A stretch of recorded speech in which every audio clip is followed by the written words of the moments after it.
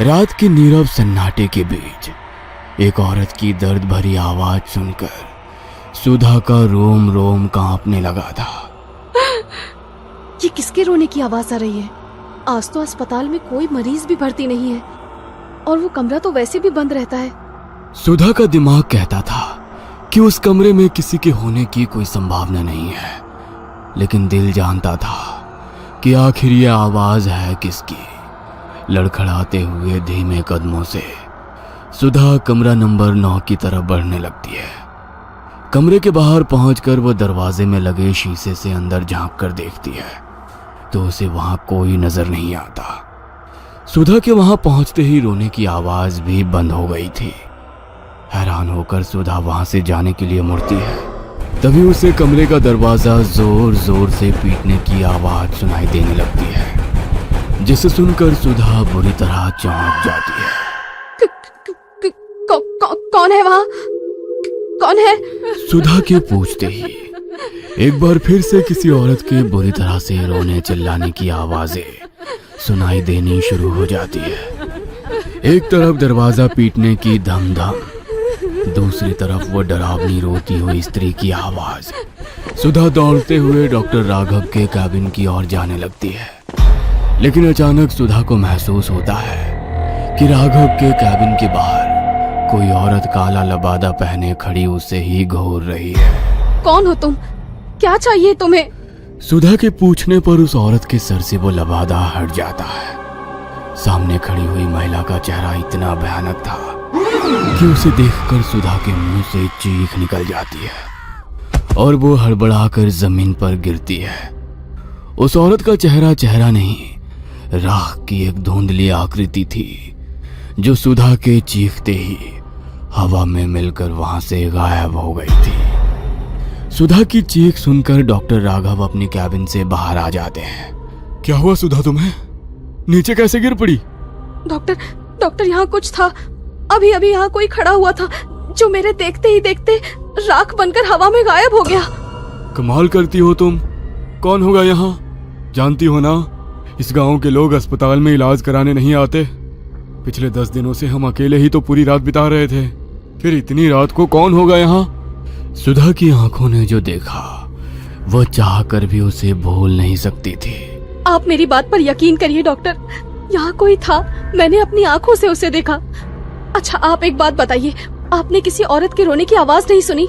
मैंने खुद अपने कानों से उसके रोने की आवाज सुनी और जब मैं कमरा नंबर 9 के पास गई तो वो आवाज अचानक से बंद हो गई। आसपास घना जंगल है, जरूर किसी जंगली जानवर के रोने की आवाज सुनी होगी तुमने। घबराओ नहीं, मुझे ऐसा लगता है तुम्हें आराम की जरूरत है। मैं ड्यूटी पर हूँ, कोई मरीज आएगा तो मैं अटेंड कर लूंगा, तुम चिंता मत करो। सुधा हॉस्पिटल से निकलकर कुछ ही दूर पर बने अपने कमरे की ओर जाने लगती है कि तभी उसे किसी के कदमों की आहट सुनाई देती है। सुधा पीछे मुड़कर देखती है, तभी एक तेज हवा का झोंका आता है और सुधा के खुले मुंह से काली राख उड़कर उसके मुंह में चली जाती है। कुछ पलों के लिए सुधा की आंखों की पुतली काली पड़ जाती है और फिर अगले पल नॉर्मल रंग में आ जाती है। सुधा अपने कमरे में जाकर आराम करने लगती है। अगली सुबह नर्स सुधा और डॉक्टर सृष्टि अस्पताल पहुंच जाती हैं। आज पहली बार गांव के लोग एक 14-15 साल के लड़के को लेकर अस्पताल में आते हैं। डॉक्टर साहब देखिए ना क्या हो गया है मेरे बच्चे को। अचानक ही पूरा शरीर नीला पड़ने लगा, इसका आंख ही नहीं खोल रहा है। हम तो जतन करके थक गए, अब बस आपसे ही उम्मीद है। आप बिल्कुल भी चिंता मत करिए, मैं अपनी तरफ से पूरी कोशिश करूंगा। राघव बच्चे दिनेश को अस्पताल में भर्ती कर लेता है और सृष्टि और राघव मिलकर उसका इलाज शुरू कर देते हैं। राघव, इस बच्चे की कंडीशन मुझे तो कुछ ठीक नहीं लग रही। ना तो किसी जहरीले जानवर के काटने का शरीर पर कोई निशान दिखाई दे रहा है और ना ही ऐसा लगता है कि इसने कोई जहरीली चीज खाई हो। फिर अचानक इसे हुआ तो क्या हुआ? मुझे भी कुछ समझ में नहीं आ रहा। फिलहाल आज रात के लिए इसे अंडर ऑब्जर्वेशन रखते हैं। अगर सुबह तक भी कुछ आराम समझ में नहीं आया तो इसे शहर रेफर कर देंगे। रात घेर आई थी। राघव और सृष्टि आज ड्यूटी पर थे। देर रात गए अचानक बेहोश पड़े दिनेश के शरीर में हलचल शुरू हो जाती है और वो किसी जिंदा लाश की तरह अपने बिस्तर से उठकर तन कर खड़ा हो जाता है, जिसे देखकर सृष्टि चौंक जाती है। लेट जाओ, मुझे देखने दो मुझे, तुम ठीक तो हो ना? सृष्टि स्टेथोस्कोप लेकर दिनेश के सीने पर लगाती है।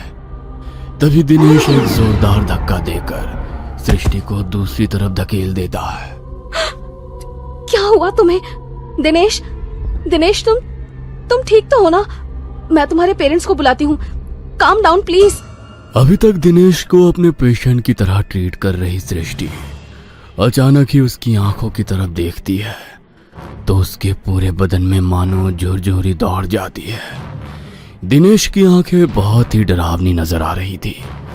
उसकी आंखों की पुतलियां पूरी तरह काली हो चुकी थी और चेहरा इतना भावहीन था जैसे कोई मुर्दा अपनी चिता से उठकर खड़ा हो गया हो। एकाएक वार्ड में लटकी पुरानी ट्यूबलाइट झपकने लगती है और कमरे में सीलन की तेज बदबू फैलने लगती है।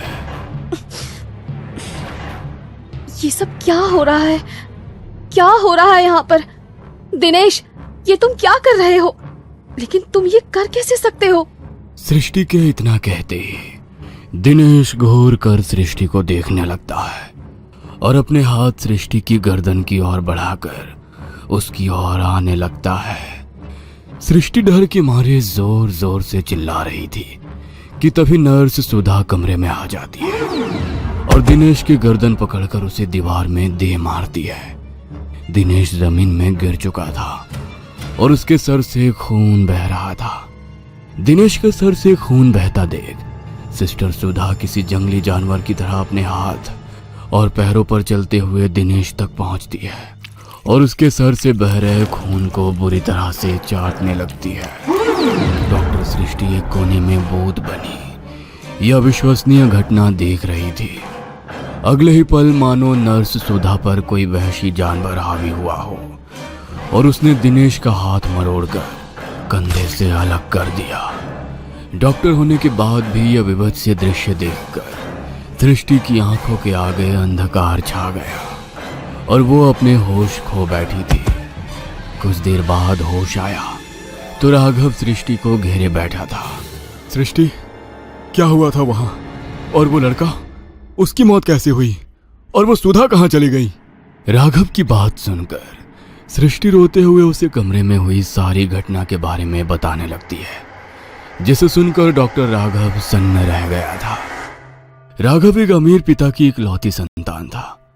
चाहता तो पिता की दौलत पर जीवन भर राज कर सकता था, लेकिन उसने पापा के बिजनेस से जुड़ने की बजाय कड़ी मेहनत करके एक डॉक्टर बनने की इच्छा जताई। नियति ने अपना खेल शुरू कर दिया था। पिता सिंघानिया बेटे राघव के लिए एक बहुत बड़ा अस्पताल बनाकर तैयार करना चाहते थे, लेकिन राघव उसने कुछ और ही सोच रखा था। आर यू श्योर राघव, तुम वाकई उन आदिवासियों के बीच जाकर उनका इलाज करना चाहते हो? देखो, समाज सेवा के बारे में सोचना और रियल में उसके लिए अपनी पूरी लाइफ को दांव पर लगा देना, ये दो अलग अलग बातें होती हैं। गोल्ड मेडलिस्ट हो तुम। पीजी करने के बाद अगर तुम चाहोगे तो बड़े से बड़े अस्पताल में प्रैक्टिस करके लाखों रुपए कमा सकते हो। मुझे पैसे कमाने के होते ना सृष्टि, तो मैं पापा का बिजनेस भी ज्वाइन कर सकता था। मेरी लाइफ का कुछ अलग ही पर्पस है। सिर्फ पैसे कमाने में मैं उसे बर्बाद नहीं करना चाहता। बड़ी बड़ी बातें करने वाले तो मैंने बहुत देखे हैं राघव। तुम पहले इंसान हो जो सच में इतने बड़े खानदान का बेटा होकर भी उस बीहड़ में अपनी जिंदगी कुर्बान करने जा रहे हो। इतना कहकर सृष्टि कुछ पलों के लिए शांत हो गई थी। Don't be sad Srishti, I understand. तुम्हारी फीलिंग्स की रिस्पेक्ट करता हूँ, लेकिन मैं यही चाहता हूँ कि तुम अपनी जिंदगी में आगे बढ़ो। मेरा इंतजार मत करना, मैं लौट कर नहीं आऊंगा। और मेरा यकीन करो, मैंने ऐसा एक पल के लिए भी नहीं सोचा कि तुम अपनी पूरी जिंदगी दांव पर लगाकर मेरे साथ आओगी। सृष्टि और राघव ने 2 साल पहले मेडिकल में अपना पीजी कंप्लीट किया था। दोनों ही काबिल डॉक्टर बन गए थे। पिछले 8 सालों से पढ़ाई के दौरान दोनों साथ में थे, लेकिन पढ़ाई पूरी करने के बाद राघव ने कहा कि वो अपनी सारी जिंदगी उन लोगों के लिए डिवोट करना चाहता है जिनके पास आज भी मेडिकल फैसिलिटीज के नाम पर कुछ भी नहीं है। तुम किसी भी गांव में जाकर सोशल सर्विस कर सकते हो, ये आदिवासी गांव ही क्यों? मैंने सुना है ये आदिवासी लोग बड़े खतरनाक होते हैं, इनकी अपनी कुछ प्रैक्टिस होती है और ये उसी पर भरोसा करते हैं। मैंने तो यहाँ तक सुना है कि ये लोग दवाइयाँ, हॉस्पिटल, इन सब चीजों में विश्वास ही नहीं करते। आज भी अपने पारंपरिक तरीकों से ही बीमार लोगों का इलाज करते हैं। मुझे तुम्हारी बहुत चिंता हो रही है राघव। पता नहीं वो लोग तुम्हें एक्सेप्ट कर भी पाएंगे या नहीं। तुम बिना बात की फिक्र कर रही हो। अरे ऐसा कुछ भी नहीं है, वहाँ पहले से ही एक हॉस्पिटल है, बस थोड़ा मेंटेन करवाना पड़ेगा, सब हो जाएगा, डोंट वरी। राघव सृष्टि से प्यार तो बहुत करता था, लेकिन वो जानता था उसे अगर अपने मकसद तक पहुंचना है तो इस इमोशनल कनेक्शन को यहीं तोड़ना होगा। सब कुछ छोड़ छाड़ कर राघव झारखंड की पहाड़ियों के बीच बने उस आदिवासी गांव में पहुंच गया था। कच्चे मकानों वाली ये छोटा सा गांव बड़े शहर से आए राघव को काफी अजीब नजर आ रहा था। कुछ देर तक गांव में घूमने के बाद उसे एक बूढ़े काका नजर आते हैं। अरे काका, मुझे राजकीय अस्पताल जाना है, जरा मदद कर देंगे क्या? राघव की बात सुनकर बूढ़ा आदमी राघव को ऊपर से नीचे तक घूर कर देखने लगता है। क्यों जा रहे हो वहां? अस्पताल नहीं, मुर्दा घर है वो। जो वहां जाता है मुर्दे से भी बुरी हालत हो जाती है उसकी। लौट जाओ, कभी मुड़कर भी उसकी तरफ मत देखना। बड़े अजीब लोग रहते हैं यहाँ। मैंने बस अस्पताल का पता पूछा और ये ऐसे आपे से बाहर हो गए। ठीक है, अस्पताल का पता नहीं बताना मत बताओ, लेकिन ऐसे चीखने चिल्लाने का मतलब क्या है? सृष्टि ठीक कह रही थी, आदिवासी जगह है, यहाँ के लोगों को समझने में मुझे अभी काफी समय लगेगा। अस्पताल को मुर्दा घर कौन कहता है? हाँ? उस बुजुर्ग से मिलने के बाद राघव के मन में एक अजीब सी उथल पुथल मच गई थी। छोटा सा गांव था जो बिल्कुल वीरान और सुनसान दिखाई दे रहा था। कुछ देर बाद राघव एक पुरानी सी खंडहर नुमा बिल्डिंग के सामने खड़ा था, जहां टूटे फूटे बोर्ड पर राजकीय अस्पताल लिखा हुआ था। ओह थैंक गॉड, यही है अस्पताल। लेकिन इसकी हालत देखकर तो लगता है यहाँ कोई चिड़िया भी पिछले 10-20 साल से नहीं आई है। राघव ने देखा अस्पताल के दूसरी ओर एक सरकारी आवास भी बना हुआ है। राघव ने सरकारी मकान में जाकर अपना सामान रखा और थोड़ी साफ सफाई के बाद उसे रहने लायक बना लिया। कुछ दिनों की मेहनत के बाद अस्पताल से कुछ कमरे साफ सफाई करके इस्तेमाल लायक हो गए थे। एक दिन अस्पताल के बाहर एक गाड़ी आकर रुकती है, जिसमें डॉक्टर सृष्टि और नर्स सुधा दिखाई दे रहे थे। राघव, हम दोनों भी तुम्हारे इस मिशन में तुम्हारे साथ हैं। अस्पताल हम मिलकर चलाएंगे, लेकिन अभी भी मेरे मन में बार बार यही सवाल आता है कि आखिर इतनी दूर ये गांव में आकर ही क्यों तुमने अस्पताल बनाया? सृष्टि, कुछ सवाल इंसान को कभी चैन से जीने नहीं देते, और मैं यहाँ अपने मन में उमड़ रहे सवालों का जवाब पाने के लिए आया हूँ। बचपन से ही मुझे कुछ अजीबोगरीब सपने बेचैन करते थे। सपने इतने धुंधले थे कि साफ साफ कुछ समझ में नहीं आता था। धीरे धीरे जब मैं बड़ा होने लगा तो एक एक करके कुछ चीजें साफ दिखाई देने लगी, और उन सपनों में ही मैंने कुंदनगढ़ का राजकीय अस्पताल भी देखा। पिताजी से मैंने कई बार पूछा कि क्या मेरा कुंदनगढ़ से कोई संबंध है, तो उन्होंने हमेशा इनकार कर दिया।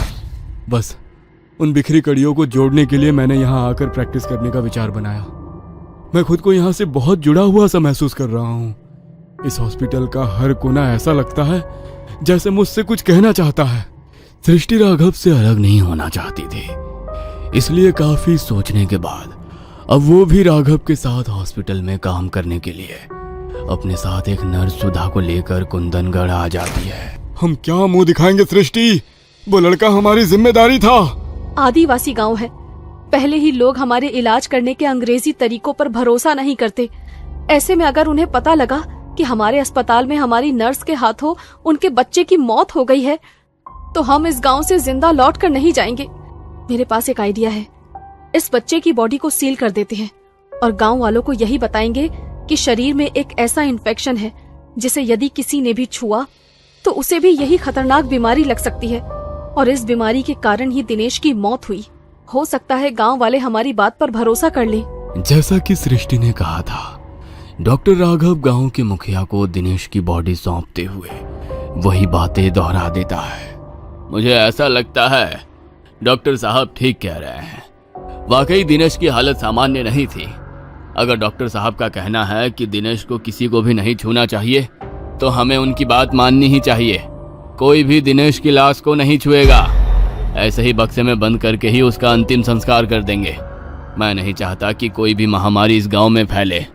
गांव वालों ने सृष्टि और राघव की बातों पर भरोसा कर लिया था। फिलहाल तो गांव के लोगों को पता नहीं लग पाया था कि नर्स सुधा ने उसकी जान ली है, लेकिन राघव और सृष्टि के सामने कई अनसुलझे सवाल खड़े हो गए थे। आखिर सुधा को क्या हुआ है? ऐसे अचानक उसने दिनेश को क्यों मार डाला? और अब वो गायब कहाँ हो गई है? आखिर क्या है इस अस्पताल का राज? क्या नर्स सुधा पर कोई शैतानी ताकत सवार हो गई है? क्या राघव और सृष्टि यहां से कभी निकल पाएंगे? जानने के लिए देखना ना भूलें अगला भाग।